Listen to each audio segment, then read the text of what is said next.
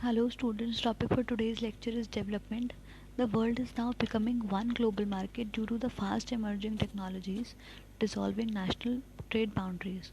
In this era of globalization and industrialization, the social, economic and the legal problem faced by many nations are of a similar kind. The judiciary of different nations tries in their own possible way to examine the case at the hand and develop principles which might be helpful for solving similar issues in the future. The constitution of any nation is by far the most important public law document existing in the territory, which upholds the rights and duties of every individual who is related to that nation in some respect. In the current times, when the society is fast changing, we often see the judiciary playing a pivotal, that is, an important role in the development and the protection of the rights and the duties enshrined under the public law documents. Then, uh, it also highlights the contribution of the Indian judiciary in upholding the fundamental rights that has been enshrined under Part 3 of the Indian Constitution with the help of two landmark judgments passed in the recent history of the Indian judiciary. While dealing with the both judgments, it is also highlighted about the judiciary to reach to an appropriate decisions. Cases of the United Kingdoms and that USA, that is United States of America, has also been discussed.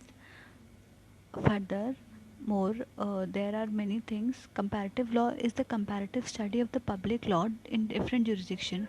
In this era of globalization, we have started to perceive every aspect of our lives in the global context. With each passing day, crimes and offenses have also crossed the boundaries. The world is now a global community, and the trade is now conducted in the global market. With the context of the globalization and the commercialization coming into the predominance, with each of the passing day, crimes and offenses have also crossed the boundaries.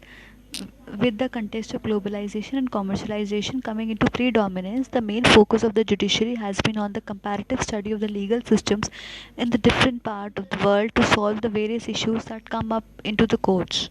It is often considered that all the societies of the world have more or less the same kind of the issues plaguing the public, and hence a comparative study of such legal systems and how they tackle the issue shall prove helpful in dealing with the issues of our own society. Public law does not only include the constitutional law but also administrative law, criminal laws, and the existing procedural laws. Every set of legal principles in a jurisdiction is developed over the years through social, political, cultural, and the economic changes through which the society passes. The historical development of any society plays a very important role in tracing back the public laws of that area, how they came into being, regarding what issues and how they were dealt with. Therefore, having knowledge of the historical background of a few major legal systems in the world aids in comparing our legal systems to such other legal systems and knowing about the differences which exist in the different societies. Thank you.